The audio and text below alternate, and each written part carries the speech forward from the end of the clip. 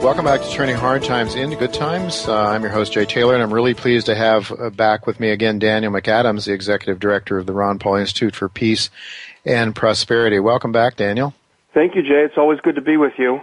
Good to have you with me. I know that you were traveling on sort of a semi-vacation, a working vacation with your family, Hawaii, California, back to Washington for a weekend conference. Tell our listeners a little bit about the conference. Sure. It was the Liberty Political Action Conference. They call it LPAC, and it is a gathering of liberty-minded speakers and participants. I think they had over 700 this year. Of course, the highlight of the event was a fantastic speech by Ron Paul on Saturday night. On Friday night, and brought the house down as usual. And so it was a nice gathering of like-minded people. And for the Ron Paul Institute, which had a booth at the event, it was a wonderful opportunity to connect with our readers and supporters, and it was just tremendous.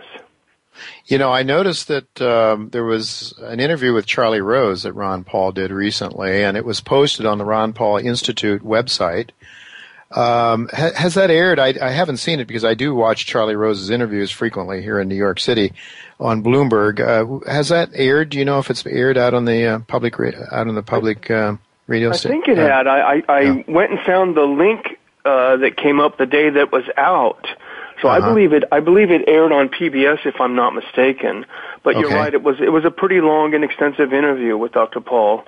A very nice interview, and I would tell our listeners that they should go to the Ron Paul Institute website. And Daniel, I should really have this down by now, but it's ronpaulinstitute.org. Exactly, that's it.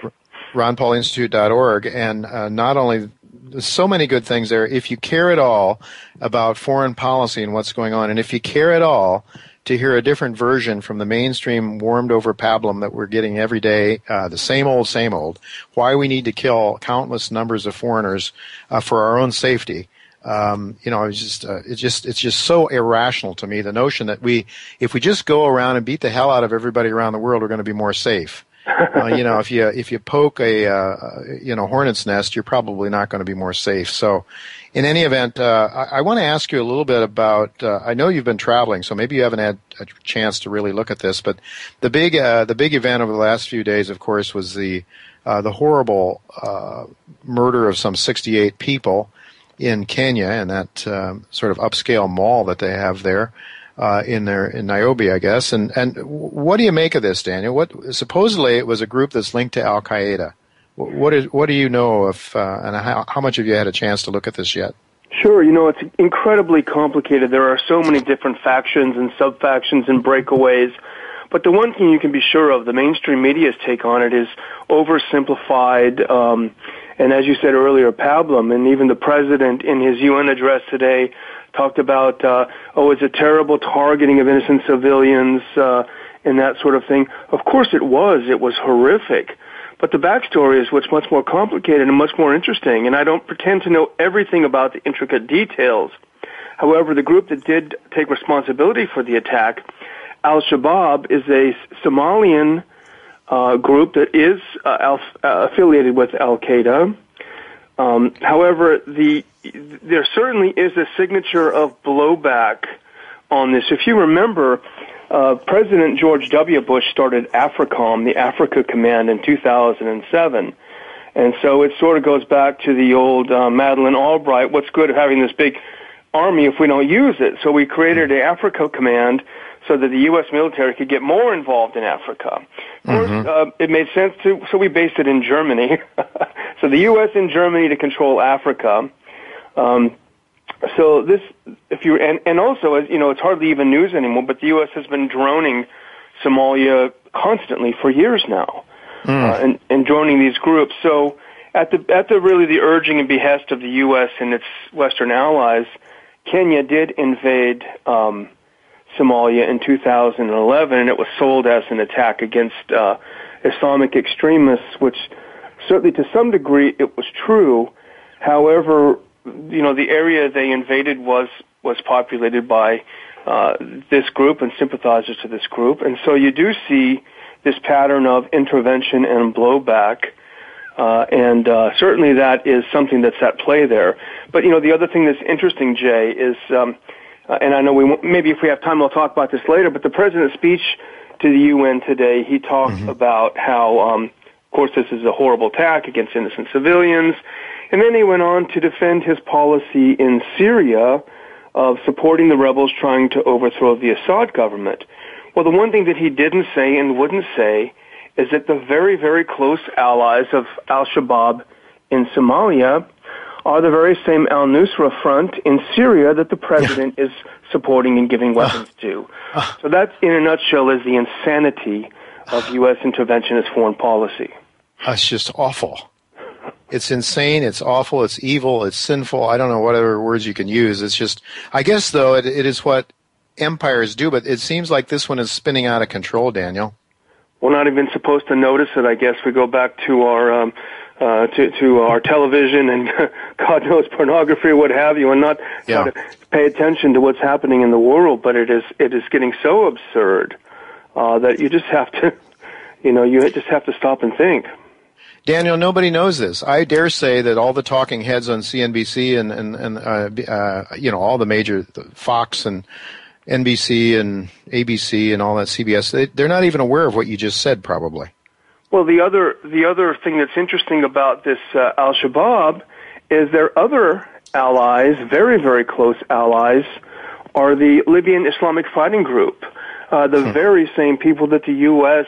Supported in Benghazi at the beginning of the attack on Gaddafi's government.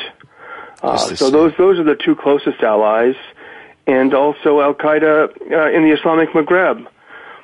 So these guys are tied into all of these guys who we are supporting elsewhere, and it makes no sense. It's dizzying. It's certainly, but again, maybe it does make sense. You like to say that, as Ed Griffin, author of Creature from Jekyll Island, has said all along about the Federal Reserve. The Federal Reserve, in its stated policies, has been a total failure, but in terms of its unstated policies, that is, the masters that it has been created to serve, it has been an overwhelming success in terms of bailing out its shareholders. And so I'm wondering if maybe there isn't some rhyme or reason beneath the apparent insanity. I mean, it's certainly the reasons that we're being told that we go to war are for these lofty ideals of liberty and justice for all, which of course we're defying even for our own citizens now. But it doesn't make any sense on the surface. But somebody is profiting from this. Somebody's making huge bucks out of this. And I'm wondering also, Daniel, if the empire doesn't have to keep expanding, has to keep going to war to try to stay alive now, to try to keep demand in the economy going, or else it would implode into a depression. That's a good point. And like a shark, it can't stay still. It can't stay still, and you have to spear some other animal in the water so you smell some blood and get everybody to go after it. Sure, and at this conference we mentioned earlier was held in a part of the outskirts of D.C. that is a row of what is the military-industrial complex, and I made reference to it in a short talk I gave there.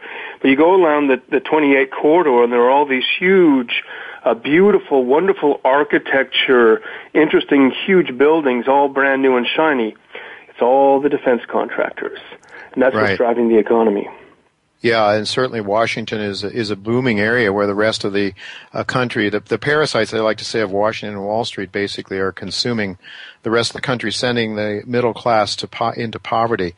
Well, you referred to the president's speech. What can you tell us about it? I had it on, and quite frankly, I have a hard time listening to the president. I have a hard time listening to Republican or Democrat, matters not which party, because I just feel that I really have the wool being pulled over my eyes all the time. I just feel it's nothing but a lot of propaganda and lies.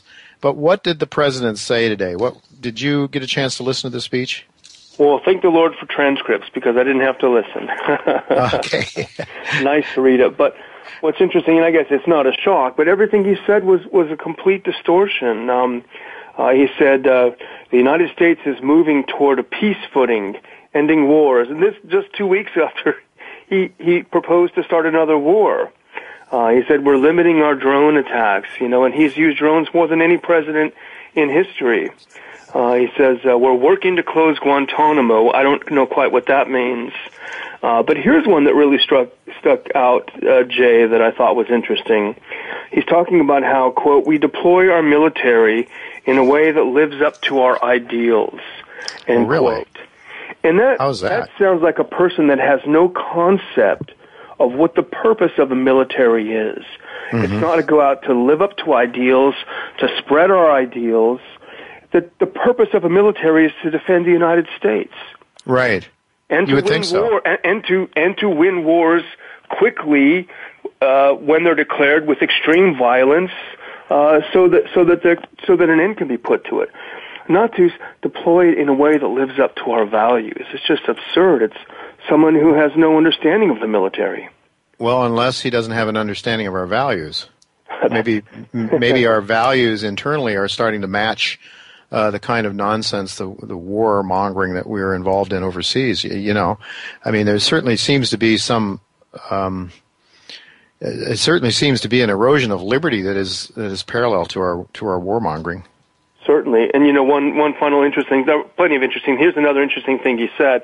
First of all, he told the lie that the Syrian regime had used chemical weapons. That has never been proven at all. But he also talked about Mohamed Morsi, who was overthrown in Egypt a few months ago, and he said, yes, Morsi was elected, but he was unwilling or unable to govern in a way that was fully inclusive.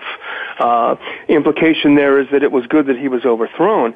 But if you think about the current situation in Washington, where there's a bitter battle brewing over the Obamacare healthcare reforms, right, and also over the shutdown of government, if not ruling in a fully inclusive manner subjects you to being overthrown, he better be careful about his words. Yeah. Well, if the American people are even thinking about what he's saying, you know, they see him on television, he delivers a message, he sounds like he knows what he's doing to people that don't think.